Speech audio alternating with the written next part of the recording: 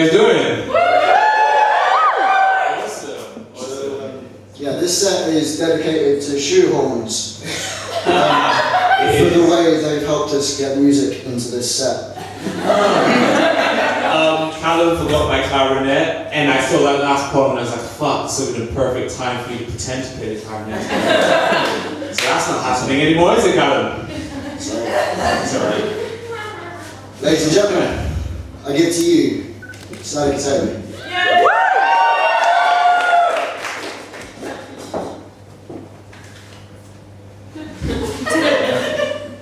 So, this audience is mainly UOB students, right? Well, I had to break it to you, but BCU blood running through me, so. We forgive you.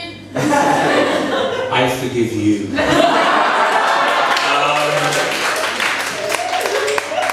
So Birmingham has been an important city in what has sort of sparked up in me, so I'm not going to do too much talking to take away from the poetry, but hopefully the poem can speak for itself, and it's good to be back here and share this poem. A prodigal child returns, riding in on his chariot, hat in his hand, on his heart trying to bury it, concealing bleeding lungs. Regretting leaving young, if home is where the heart belongs, he wonders why he'd ever run. But I've been gone too long. Home is a soured sentiment. My tongue crows at the curdled morsels of home that leave my lips. This fermenting familiarity wreaks havoc on my wits, my compass twists, turning chaos into the core of this wayfarer's soul. You see, she may hug me like I never left, but what's left of our conversations begs questions of culture and kinship. My grandmother does not speak English, and I've lost the keys to our conversations. We navigate through our memories with caution, knowing there's a casualty waiting around every turn of phrase. She smiles, I smile, and the silence sings my shame. Dancing across the ivory tips of the elephant in the room. I've forgotten where I've come from. So I reach for the strongest branches in our family tree, hoping to see the seams in need of attention. Hoping to be the thread that binds this tapestry of kings and queens buoyed in the sinews of our oral tradition, and I'm not alone in this. The diaspora are calling for home. We are forgotten seeds. Caught falling from the tree, unshackled by the rainstorms, we'd suddenly flee. Manufacturing a genesis to jettison grief, ingesting debris, dressing the breeze in our recitatives. We are precipitations of old creations and new personas. Old theatrics just channeled into these new performers. We carry forward what older knowers were handing down, embellishing the dialectics of our fathers' crowns. My grandfather gave wisdom. I never knew it then, but I know it now, and I hold it proud as I speak my piece. I'll carry the souvenirs my abuelo thought to be precious. Diamonds falsified over centuries worth of pressure, surviving oppression, pressing his legend into my stencil from a lineage of lions. His lessons were my credentials. He offered the gold hidden in his soul. No rhythms from the old ways withered in his hold, so vivid in resolve, bold in his winning ways, showing me the roads that evolved to his glory days. And I've been tracing the constellations his conversations would conjure, glowing confirmations of all the moments he conquered from, praying for the rain, dancing with the hurricane, and carrying that flame that colored my mother's name. There is history folded in my family's diction. History folded in my family's name. Only in appreciating where the distance brought me closer to the truth could I read between those lines in my grandmother's smile. My grandfather smiled when he handed me the keys to our culture. Knowing I could never stand alone, never be alone while the cannons of our continent still echo inside these bones. I will always be a banner of my beginnings. regardless of what land they live in. Thank you.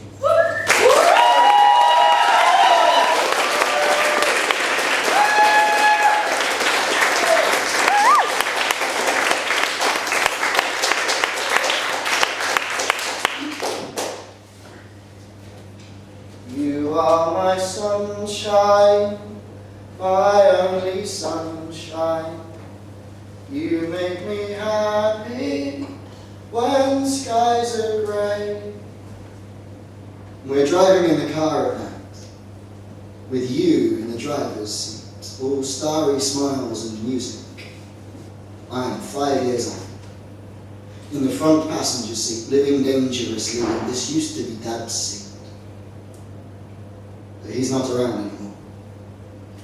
And even though we both know I shouldn't sit here, it is so much easier to avoid silence when you can't see it. So the cassette plays along, to songs from before I was born, stirring in you memories, in me a performance I belt along.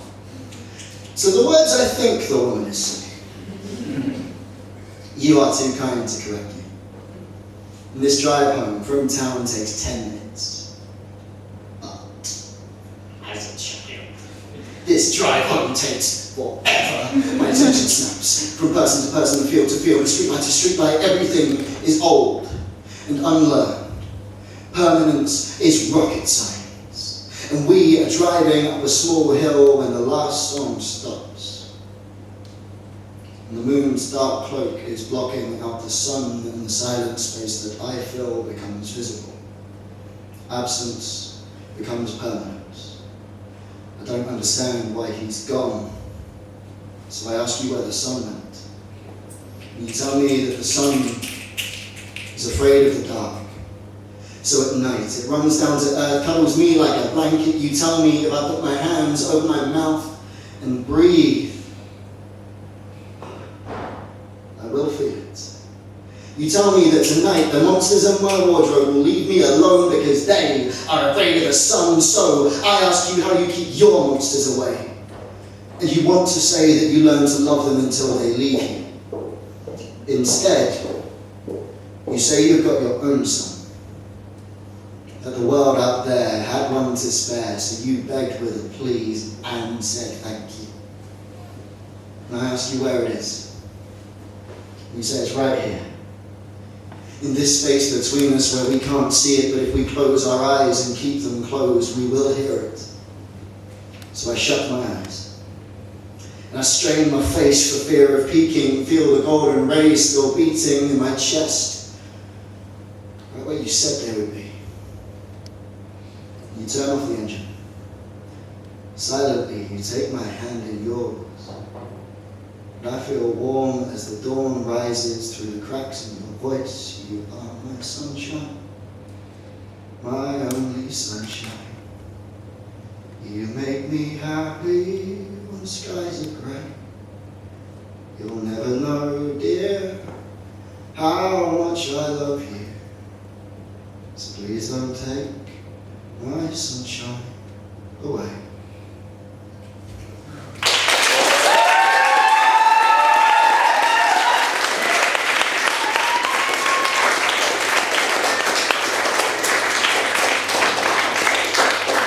Does anyone remember that shoehorn comment I made earlier? Because here it comes. Allow me to exaggerate a memory or two. When summer's lasted longer than we do.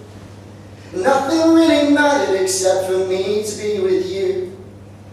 But in time we all forgot, then we all grew. Your melody sounded sweet as the first time it was sung, with a little bit more character for show. And by the time your father's heard of all the wrong you've done, well, putting out the lamps and find your own way back home. No woman, no mother, finds me in the interval of a mental health spoken word show. Shoulders as thin as her fading smile, she thanks me for my words, and I never know how to respond to that.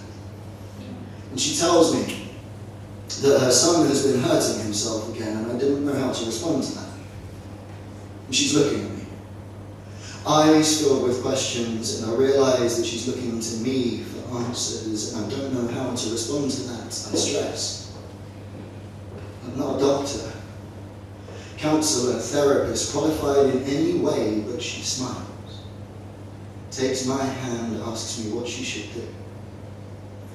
What should a mother do when their child is hurting themselves? 1, be there. 2, understand this was never your fight. You are the coach. And yes, you stand there with towel in hand, and you've never felt more like throwing it in than when you're watching your boy get bloodied, but you know if you give up now, they will never forgive you. 3, do not raise your voice. Get mad, but don't show it. There's a voice in their head telling them they're wrong. Don't give them a way to visualize it. 4, be there when they need you. 5, be close by when they don't. 6, sometimes asking if someone is okay is a reminder that they aren't, or haven't, or will not be okay. This woman, mother, learned to change her language from daughter to son, so I ask her to change it again. Replace "are you okays" with "what do you need?" Closed questions can open old wounds like a saw blade. 7, and I can't stress this one enough, please don't ask poets potentially life-changing questions. 8, my mother never hit the sharp objects. Never had to. Only glass bottles. I would advise you do not make your child improvise. 9, get help. For them and for you. Talk openly. Tell them about your own struggles. Encourage them to do the same. Get sad if they don't. But don't show it. Give them that space and see what they create. 10, don't expect too much too soon. If it's to get better, that means it's been worse. But I promise, it can get better. Thank you.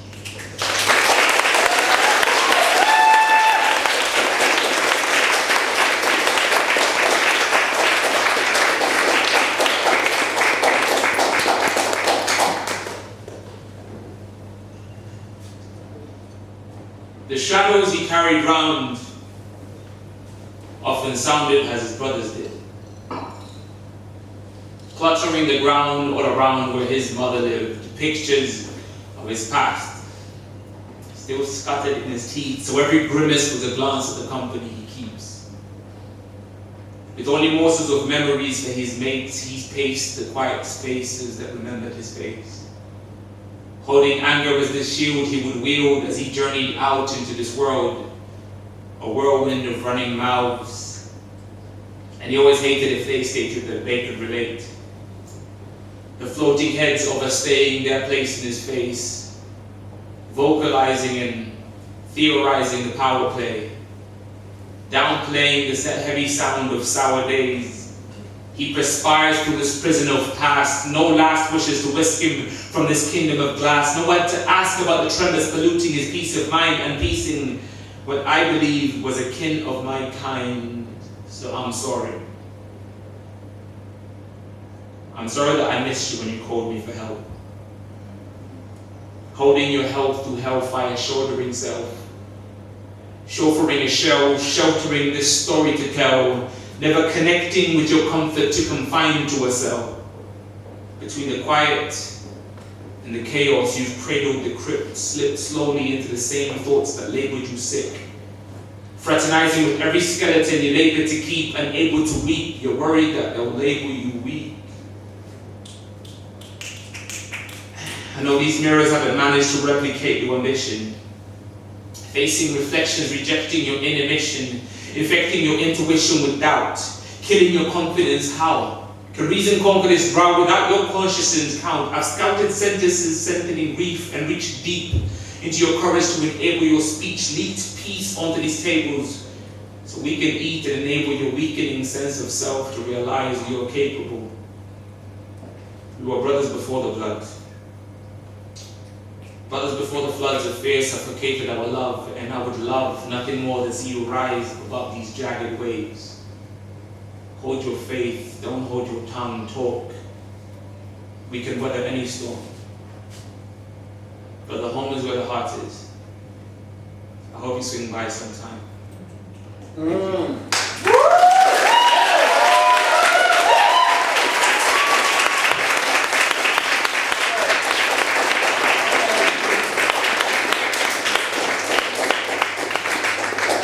Thank you very much. Now we're the Shoehorn Crew. I just made up the name. So I'm going to shoehorn in some music, and then I'm going to go into a piece. I just thought I'd get you ready for it. It's no mystery that Saili likes words, and the words sometimes make sense, and sometimes you need to listen to it at half speed just to figure out what the fuck is this guy actually trying to say. So this next piece sort of leans into the nonsense. It's called Convoluted Drivel. So yeah, have fun with that. That's for you to hold. But yeah. We've been chasing these bad habits all summer, smiling away into everything we don't need. We've been chasing these bad habits all summer, smiling away into everything we don't need. I haven't been making sense lately. My only compass a crooked paddle out haggling for direction. I never know what started it. Could have been the heartbreak. Those echoless laments of love. Fiddling with the rubric of Cupid's spark. Work's been hard, it could have been that. Or it could have been that last glass of cancerous ale still sneaking through my gravel pit. Or the fact that I have a gravel pit for a pulse that my supposed dues are past due, and I'm bartering cause for concern. Battering my cause for the stern noose of night nectar, boozy belly laughs taking their toll on my time here. But who's to judge?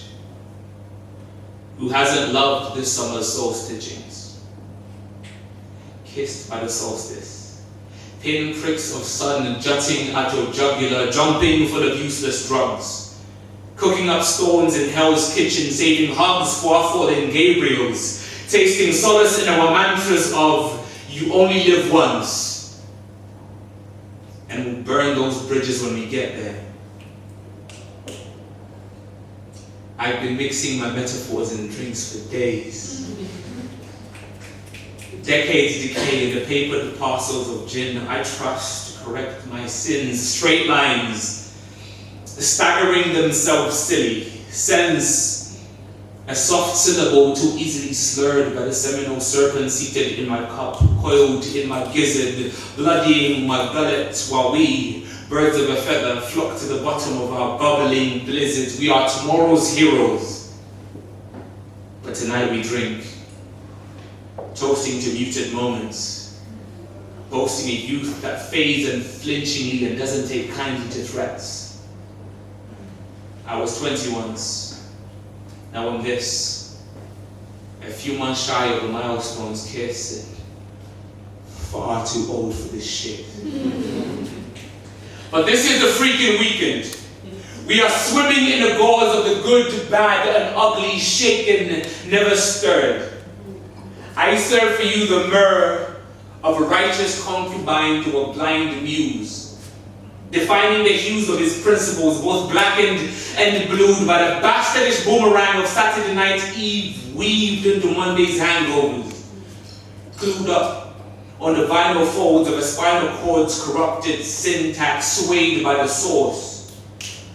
I've been shaking what my mama gave me into the lost and found corners of my favorite nightmares, where night's flare was staggering force. And I found my likeness in a daggerless corpse rooting for sustenance in a swill of guilt, and of course I called it decadent. But the other name for my public folly with no stories tacked on. A man of action wronged by his need for fever. Lost. Looting, foraging in a forest full of trees. In a forest full of weeds I fall often, by damn it I fall well. I've learned to sip to sober up. Lips longing for Lutheran verse from cursed idols. Shabbazantine worth uncorked from scorched vinyl. Music weeds the path to madness well, and broken records skip back to remind my soul I serve to sow seeds or not sermons, so breathe. You're only human enough for one lifetime, so live. There is madness in my methods, and I wouldn't have it any other way.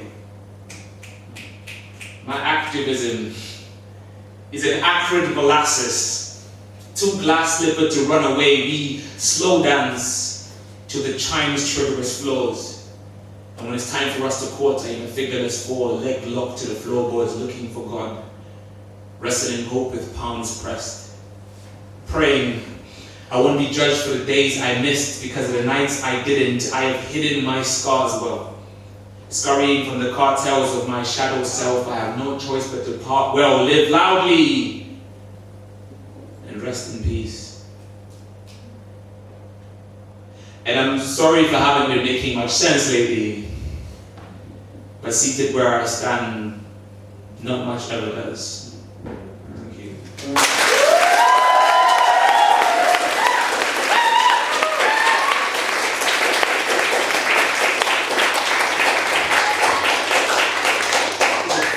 Good idea to bring Saili up here until I realised every time he stops I've got to follow him.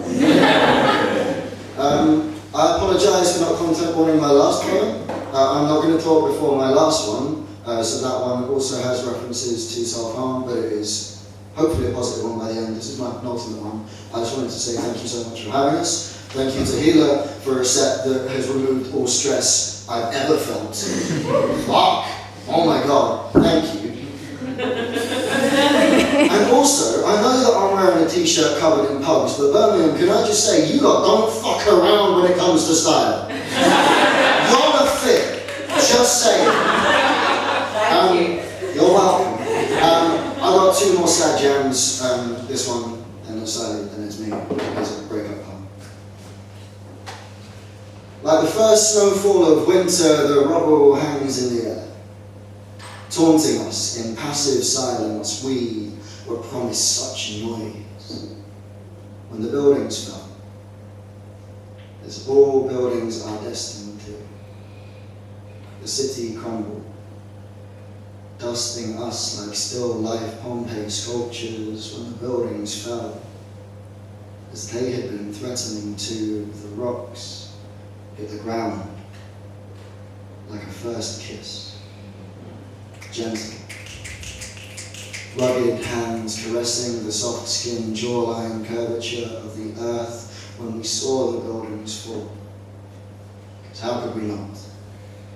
With so much distance between us, we stood there, foreshadows of the wreckage, and hoped that this would bring us closer together.